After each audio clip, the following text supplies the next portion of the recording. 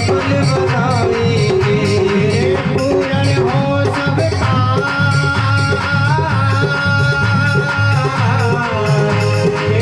पूर्ण हो सब काम, रटेंगे राधा राधा राम, मिलेंगे तुझ बिहारी, छोड़ के काबर खाए, मिलेंगे तुझ बिहारी, छोड़ के काबर खाए।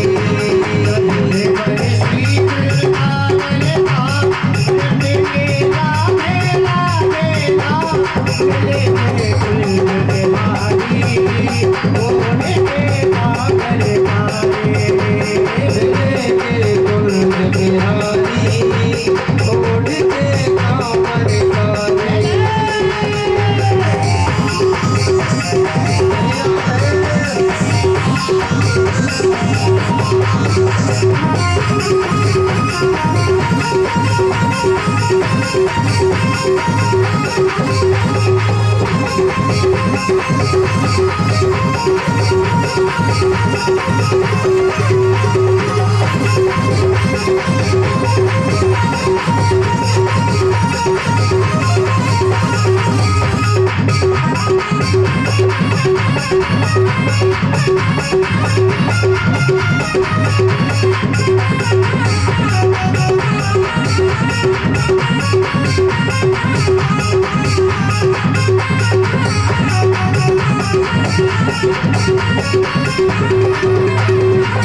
श्री वृंदावन धाम की महिमा भारी है, लैलन की सरकार श्री राधा रानी है। ओ लैलन की सरकार वो श्री रानी है। ओ श्री वृंदावन धाम की महिमा भारी है, लैलन की सरकार श्री राधा रानी है। ओ लैलन की सरकार वो राधा रानी है। क्यों भटके खामा खामा,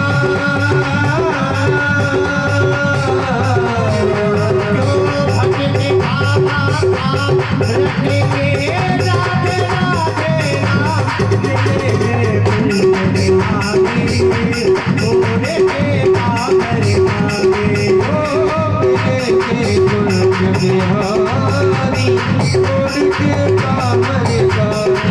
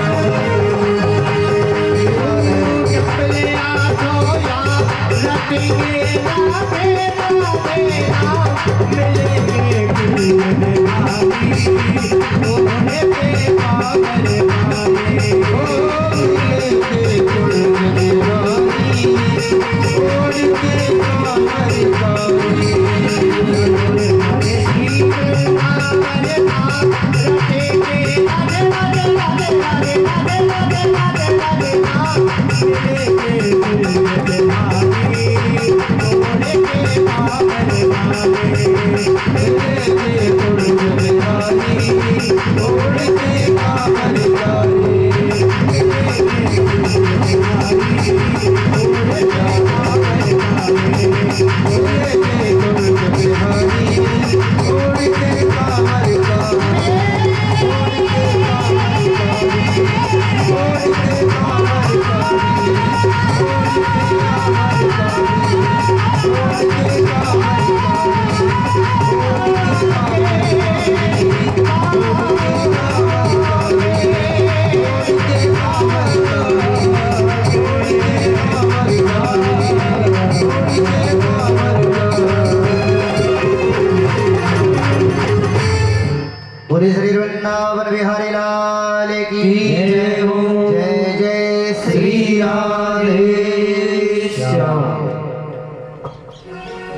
इस प्रकार से हमारे दाऊ दादा का भी बल पराक्रम देखने को मिलता है। देखिए, जब तक भगवान बलदाऊ द्वारिका में रहे, किसी की हिम्मत नहीं हुई कोई भी राजा की कि द्वारिका की तरफ आंख उठा करके देख सके। लेकिन दुष्ट राजाओं को जैसे ही पता चला कि भगवान दाऊ भैया वृंदावन चले गए हैं, तो महाराज एक राजा था पौंड्रक नाम का, वो अपने आप को भगवान सिद्ध करना चाहता था। और भगवान सिद्ध करने के लिए उसका एक मित्र था काशीराज, उसने और उसको भड़का दिया, मित्र आप भगवान बनो, मैं आपकी पुजारी बना जाता हूँ, मैं पुजारी आप भगवान। आ गया बातों में, मूर्ख और संक दूसरों की फूकों से बसते हैं। उसने कि अपने को भगवान सिद्ध करने के लिए महाराज सब नकली फिट कर लिए, नकली भुजा फिट कर ली, नकली गरुड़ बना लिया, नकली सुदर्शन चक्र बना लिया, सब नकली फिट कर लिया। अब जब काशीराज ने देखा कि आप तो भगवान हो गए, तो नाम रख लिया पौंड्रक वासुदेव भगवान। अब काशीराज ने और भड़का दिया, बोले मित्र ऐसा करो, अब भगवान तो आप बन ही गए हो, तो ऐसा करो द्वारिकाधीश कृष्ण को एक धमकी भरा पत्र लिख दो, वो अगर भाग गया तो आप भगवान पक्के। अब काशीराज के कहने से उसने एक पत्र लिख दिया और एक दूत को थमा दिया कि इसको द्वारिका में पहुंचाइए। अब द्वारिका में सेवक लेके गया, जाकर के सभा में पत्र दिया। उद्धव ने पत्र लिया। अब पत्र को लेते ही भगवान ने कहा, उद्धव क्या लिखा है? बोले लिखा का है महाराज, बोरी बस्तर उठा लो और कहीं चलो, क्योंकि आप तो नकली हो, असली अब प्रकट हुए। क्या मतलब? बोले महाराज पत्र में यही लिखा है, आप नकली हो, तुम तो मिथ्याभिधात्यज, तुम तो झूठे हो। द्वारिकाधीश समझ गए। सेवक से बोले भाई आप चलो और हम आपके राजा से मिलने के लिए वहीं आ रहे हैं। भगवान ने उनको कहा, सेवक ने आकर के पौंड्रक से कहा महाराज वो द्वारिकाधीश कृष्ण आपसे मिलने कल ही आ रहे हैं। पौंड्रक ने काशीराज से कहा, काशीराज तूने तो मरवा दिया, तू तो कह रहा था कि वो पत्र धमकी भरा सुनकर के भाग जाएगा, वो तो यहीं आ रहा है। काशीराज ने कहा मित्र जब भगवान बने हो तो थोड़ा रिस्क तो लेना पड़ेगा, आप डटे रहो। भगवान आए उद्धव के साथ। अब जैसे ही भगवान आए तो काशीराज ने पौंड्रक से कहा कि राजन ऐसा करो, वो आ गया है, आप भी दिखाओ चमत्कार। अब महाराज जो ही बटन दबाए आकाश में गरुड़ उड़ने लगे, सब उसमें तो नकली फिट कर रखा था। भगवान को हंसी आ गई, उद्धव से कहने लगे उद्धव एक बात बता, भाई मैं तो इससे प्रसन्न हूं, इसने तो मेरे को बनने में कितना दिमाग लगाया होगा, बिल्कुल सारा हूबहू फिट कर लिया। भगवान ने कहा कैसा भी है, लेकिन मेरे स्वरूप का इसने ध्यान किया है। तो पौंड्रक का भगवान ने सुदर्शन चक्र से वध कर दिया। इधर काशीराज भी आया, भगवान ने उसको भी ठिकाने लगा दिया। काशीराज का पुत्र था सुदक्षिण, उसको पता चला कि द्वारिकाधीश कृष्ण ने मेरे पिताजी को मार दिया है, तो उसने भी कृत्या और उत्पन्न की भगवान को मारने के लिए। भगवान ने उसको भी ठिकाने लगाया। बोल द्वारकाधीश भगवान की जय हो। तो इस प्रकार से भगवान ने पौंड्रक का वध किया। अब परीक्षित की भी इच्छा प्रकट हुई, गुरुदेव थोड़ा बीच बीच में हमको बलदाऊ के भी प्रसंग सुना दिया करो।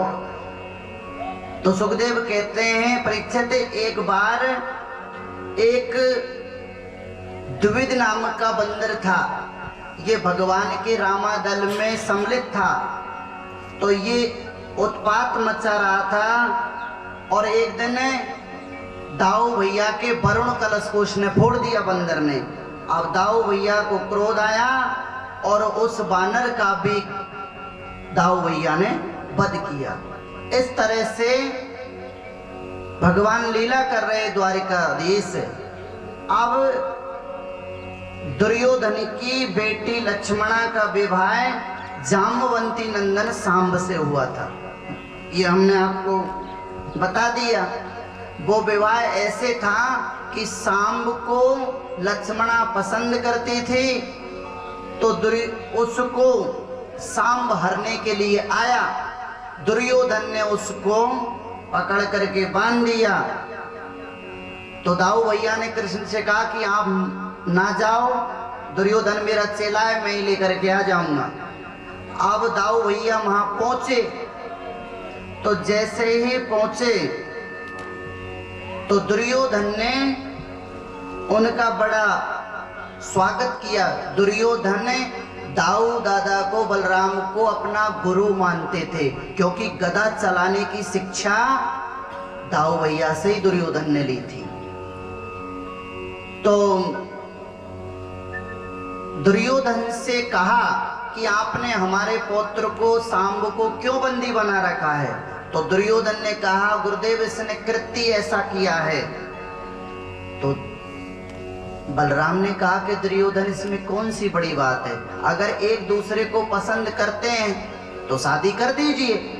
अब दुर्योधन को क्रोध आ गया, बोले गुरुजी की औकात में रहिए। ऐसा नहीं है कि हमने आपको गुरुदेव मान रखा है तो तुम हमारे सर पर चढ़ोगे। अब इतना दुर्योधन ने कहा तो बलराम ने अपना हल जो था वो घुमा करके पृथ्वी पर मारा। जो ही पृथ्वी पर मारा तो महाराज जो हस्तिनापुर था वो गेंद की तरह डगमगाने लग गया। अब स्थिति बिगड़ गई तो सारे कौरव लोग, पांडव, दुर्योधन बलराम के पास में पहुंचे, स्तुति करने लगे। राम राम खिलाधारा प्रभावं न विदाम में मूढ़ानां कुबुद्धीनां संतोर्मस्यति विक्रमम्। महाराज इन्होंने आपका अपराध किया है, क्षमा करें। और दाऊ भैया प्रसन्न हुए और लेकर के फिर द्वारिका में आए। इस प्रकार से भगवान के पौत्रों के विवाह हुए। अब एक बार की बात है कि भगवान अपने सभागार में बैठे हुए थे। द्वारिकाधीश अपने सभागार में आकर के बैठे हुए थे। भगवान की सभा का नाम है सुधर्मा सभा। सारे मंत्रीगण सभा लगी हुई थी, बैठे हुए थे।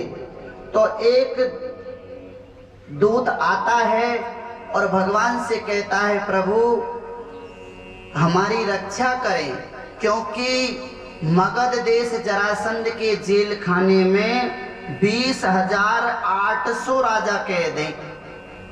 आप जाकर के उनको भी मुक्त करें। इतने में ही नारद जी आ जाते हैं।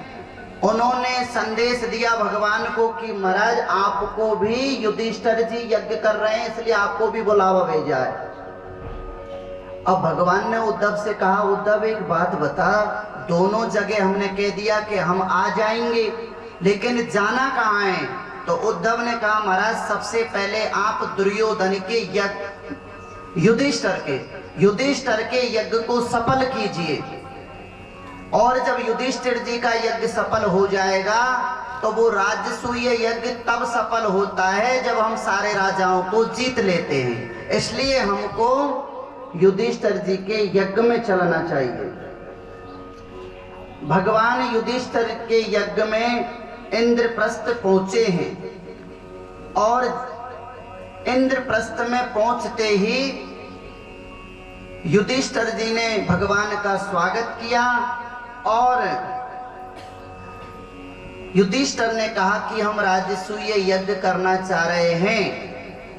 भगवान ने कहा कि राजसूय यज्ञ तब होता है जब राजाओं को जीत लिया जाता है।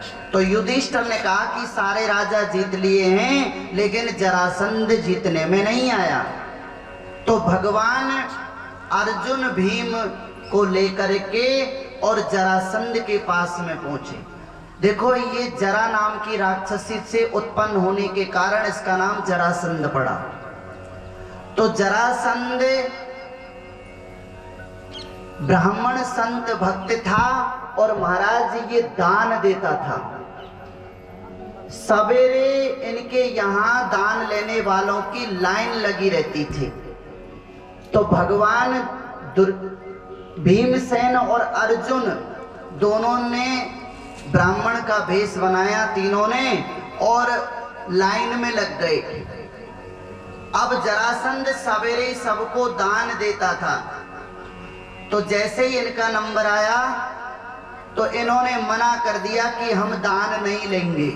अगर आपको हमको दान देना है तो हम तो केवल युद्ध की भिक्षा लेंगे। जरासंध ने कहा कि भाई युद्ध की भिक्षा क्षत्रिय लेता है, आप कौन हैं? तो तीनों ने अपना परिचय दिया, मैं द्वारकाधीश कृष्ण हूं, ये अर्जुन हैं और ये भीमसेन हैं। तो जरासंध ने कहा कि मैं द्वारकाधीश आपसे नहीं लड़ सकता, आपसे लड़के क्या करूं, आप तो रण छोड़ रहे हैं, भागने में भी पीछे नहीं है।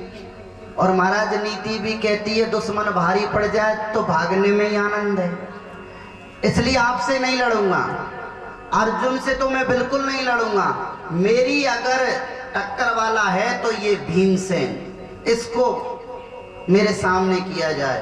महाराज उन दोनों ने गदा ली और मल्ल युद्ध, गदा युद्ध चालू हो गया। दोनों के युद्ध 27 दिन तक चला था। ये 1-2 दिन नहीं चला। भीमसेन भी बलशाली था, इधर जरासंध भी बलशाली था। तो 27 दिन तक जब युद्ध चला तो भीमसेन ने कहा द्वारकाधीश रात्रि के समय, बोले ये जरासंध बहुत बड़ा शक्तिशाली है, इसलिए भैया अब बस की नहीं है, मुझे अब लड़ना नहीं आएगा। लड़ते लड़ते 27 दिन हो गए। भगवान ने कहा कि जब तक बल था ना तो तेरे बल से लड़ा, अब सवेरे 28वें दिन युद्ध समाप्ति मानना।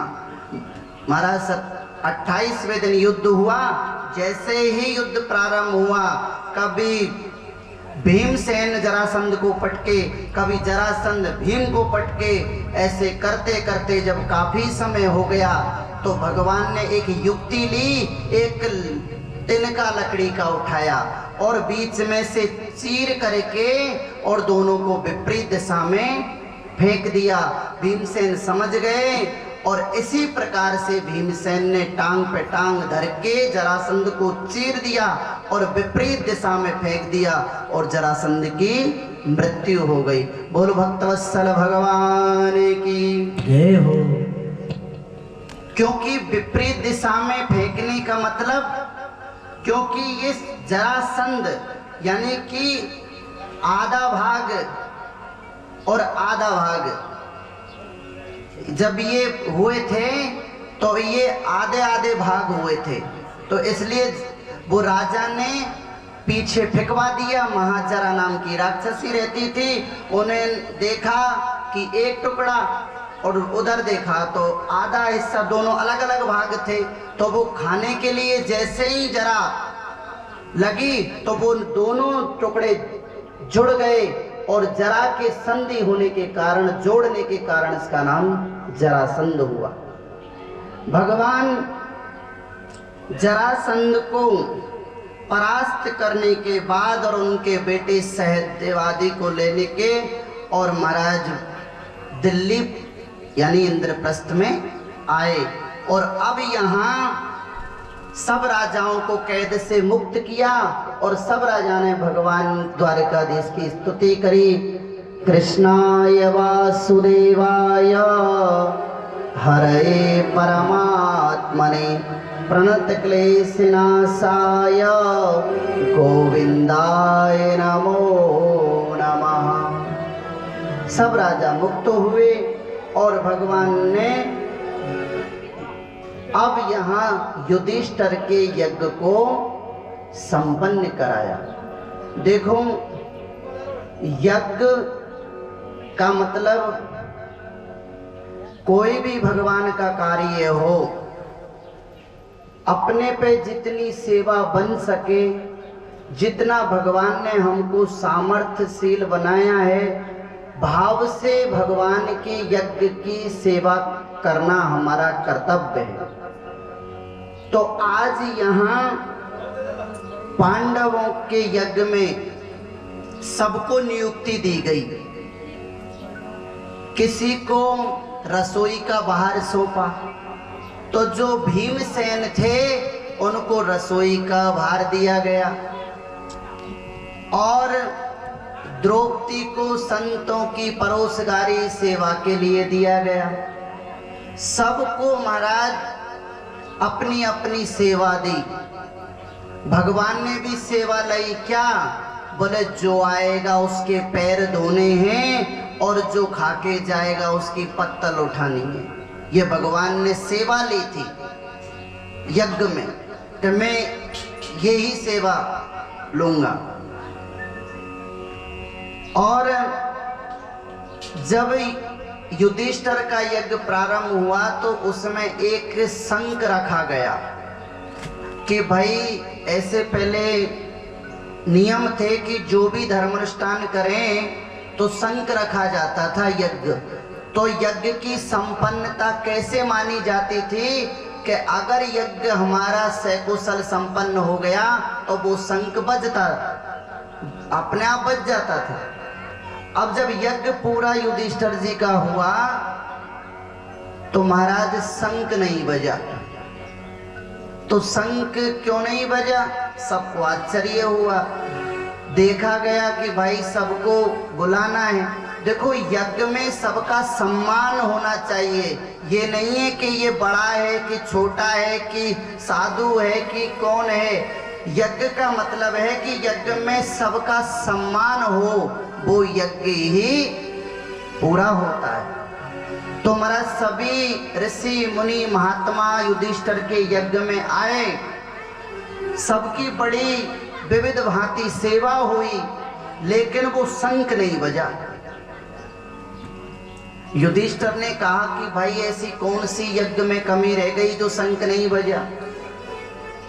तो सबने कहा कि भाई, हमारे यज्ञ में सब यहाँ संत महात्मा पधारे, लेकिन हमारे यहाँ से कुछ दूरी पर एक महात्मा जी हैं, वो हमारे यज्ञ में नहीं आए हैं। भाई कारण क्या है? बोले, वो संत की एक शर्त है कि जिसने 100 यज्ञ किए हैं हम उसी के यहाँ जाएंगे, और जिनने 100 यज्ञ नहीं किए हैं हम उनके यहाँ बिल्कुल नहीं जाएंगे। हमने सोचा महाराज, अभी तो एक ही यज्ञ नहीं हुआ तो हम आपको कैसे फल दे दें 100 यज्ञों का। तो द्रौपदी ने कहा कि आप बिल्कुल चिंता मत करो, महात्मा को लाना मेरा काम है। अब द्रौपदी चली संत के यहाँ। अब संत का तो वही प्रश्न कि भाई, जिसने 100 यज्ञ किए हैं हम उन्हीं के यहाँ जाएंगे। तो द्रौपदी ने कहा, बोले महाराज, आप तो 100 यज्ञों की बात कर रहे हैं, मैंने तो इतने यज्ञ किए हैं कि मैं तो गिन भी नहीं सकती। महात्मा ने कहा, ऐसा क्यों, क्या कारण है? तो द्रौपदी ने कहा कि मैंने मेरे भैया द्वारिकाधीश से भगवान से सुन रखा है। क्या? बोले, संत मिलन को चालिए तजमाया अभिमान, और जो जो पग आंखें रखे तो कोटिन यज्ञ समान। अगर महाराज मैंने ये सुन रखा है तो आप मेरे साथ चलिए, नहीं तो महाराज यहीं बैठे रहिए। संत द्रौपदी की बात को समझ गए, यज्ञ में सम्मिलित हुए, और महाराज संत के जीमते ही शंख बज गया। बोलो वृंदावन बिहारी लाल की जय हो। तो तो इस यज्ञ में अपनी ऐसी सजावट थी महाराज कि जल का थल में और थल का जल में दुर्योधन को यही भ्रम हो गया था और उसमें दुर्योधन गिर पड़ा। तो जैसे ही द्रौपदी ने देखा तो महाराज दुर्योधन से कह दिया, अंधस्य पुत्र अंधा, यानी अंधे की संतान अंधी ही होती है। सिरा छुराद चक्रेणा जहार पत्तो रिपो, यानी कि जैसे की जैसी संतान होती है। देखो हम हमारी वाणी पर जो हम बोलते हैं, हमारी वाणी से किसी के हृदय में पीड़ा ना हो, कठोरता ना हो। जैसे द्रौपदी ने बोला था ना, अंधस्य पुत्र अंधा, अंधे की संतान अंधी, तो दुर्योधन के अंदर ऐसा कांटा चुभा वाणी का कि महाराज महाभारत हो गया।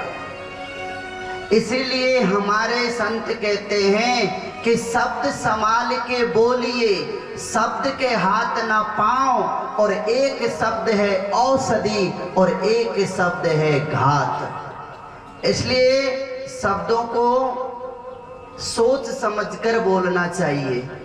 महाराज किसी को तो बोलना भी ठीक से नहीं आता है। एक हमारे पटेल साहब थे, तो उसके घर में थोड़ा सा रास्ता था किसी को जाने के लिए, तो पब्लिक जनता जनार्दन उसके घर में होकर के निकलती थी। तो उसने कहा कि ये सारी दुनिया मेरा ही घर मिला था क्या निकलने के लिए। तो उसने क्या किया, बोले कटीले कटीले जो झाड़ थे काट काट करके और उसमें लगाना प्रारंभ कर दिए। पत्नी ने कहा कि आप ये क्या कर रहे हैं। बोले भाई लोग निकलते हैं इसलिए मैं झाड़ लगा रहा हूं। तो पत्नी ने कहा, बोले इनकी कोई जरूरत नहीं है, अरे मैं ऐसे ऐसे बोलूंगी, इनकी कोई आवश्यकता ही नहीं पड़ेगी। ऐसे ही एक राजा था, उसने अपना महल बहुत अच्छा बनवाया। अब महल को देखने के लिए सारे दुनिया आने लगी। भाई राजा ने महल तो बहुत बढ़िया बनाया, लेकिन उस राजा के गांव का एक मुखिया जो था वो उस राजा के महल को देखने नहीं आया। तो राजा ने कही, भाई सारी दुनिया मेरे महल को देखने आ रही है और ये मुखिया क्यों नहीं आया, ये क्या मेरे महल से खुश नहीं है, बुलाया जाए। अब महाराज मुखिया गया, मुखिया को राजा ने पूरा महल दिखाया। देखने के बाद में राजा ने पूछा, मुखिया एक बात बता, मेरा महल कैसा लगा। बोले महाराज पूछो मत, महल तो बहुत अच्छा है पर एक कमी है। राजा ने कहा कौन सी कमी। बोले मैंने ये देखा है कि आपने महल तो बहुत बढ़िया बनाया है, लेकिन महल का दरवाजा थोड़ा छोटा बनाया है। क्यों। बोले महाराज आप तो अब की सोच रहे हो, मैं तो आपका हितैषी मुखिया हूं, मैं तो बहुत आगे की सोच रहा हूं कि आज तो आप जीवित हैं और कल अगर मर जाओगे तो आपको इसमें से बाहर कैसे निकालेंगे। राजा ने कहा, रे भाई इतना अच्छा महल बनाया, गृह प्रवेश भी नहीं हो पाया और इसको ऐसी भाषा बोलनी थी। राजा ने उसको पकड़ा और महाराज जेल खाने में बंद कर दो। अब महाराज दोपहर तक पत्नी देखे किधर गए मुखिया जी, पता लगा राजा के यहाँ हैं। अब पत्नी ने महल देखा तो पूछा, बोले महाराज हमारे स्वामी। अरे बोले उन पे तो बोलना भी नहीं आता है, ऐसी कहते हैं कि आप मरोगे तब आपको इस महल से कैसे निकाला जाएगा, ये कोई बोलने का तरीका है। अब पत्नी कह रही है, बोले महाराज वो थोड़े नादान हैं, बोलना नहीं आता है। अरे उनको ये बोलने की क्या जरूरत थी। अरे महाराज अगर जीवित नहीं निकलोगे तो वहीं काट काट करके ही दफना देंगे। राजा ने कहा कि ये भी इससे ज्यादा तेज है, उसको भी पटक दिया। अब बेटा आया, भाई हमारे कहाँ चले गए माता पिता, पता लगा राजा के यहाँ हैं। अब उसने भी वही करी, अरे इनको बोलना भी नहीं आता, शुभ अवसर पर ऐसे बोला जाता है। बेटा ने कही, बोले महाराज दोनों बोलना नहीं आता है, ना निकालने की जरूरत ना दफनाने की जरूरत, सीधा ही दीवार में ही चढ़वा देंगे। राजा ने कहा इनको दोष नहीं है, ये तो सारा परिवार भी ऐसा ही है, इनको मुक्त करो कैद से। दोनों को भगा दिया। तो कहने का मतलब ये है कि बोलना भी महाराज सोच समझ करके बोलना चाहिए, जिससे हमारे यहाँ भाई जैन धर्म जो सनातन धर्म से निकला है, उसमें आपने महावीर जी में देखा होगा स्पष्ट लिखा है अहिंसा परमो धर्म। ये अहिंसा क्या है? अहिंसा का मतलब होता है हमारी वाणी के द्वारा किसी के हृदय में दुख ना हो, यही होता है अहिंसा। तो द्रौपदी ने यहां पर दुर्योधन से कहा और बड़ा महाराज महाभारत हुआ। बोलो वृंदावन बिहारी लाल की। अब भगवान ने युधिष्ठिर जी का यज्ञ संपन्न कराने के बाद द्वारिका में आए और यहां से अब श्री सुखदेव जी महाराज सुदामा चरित्र का वर्णन करते हैं। सुदामा जी का जब परिचय भगवान सुखदेव जी ने दिया तो देखो केवल इतना सा परिचय दिया, कृष्णास्यासेद सका कश्चिद ब्राह्मणो ब्रह्मवित्तमा वृत्तिन्द्रियार्थेषु प्रशांतात्मा जितेन्द्रिय।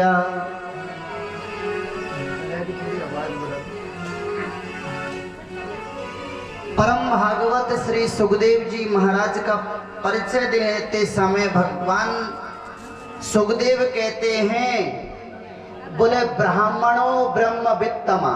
देखो ना नाम बताया ना काम बताया, कुछ नहीं, केवल कौन है? बोले ब्राह्मणों ब्रह्मवित्तमा, केवल ब्राह्मण हैं। और कौन से? बोले ब्रह्मवित्तमा, यानी कि ब्रह्म को जानने वाले हैं।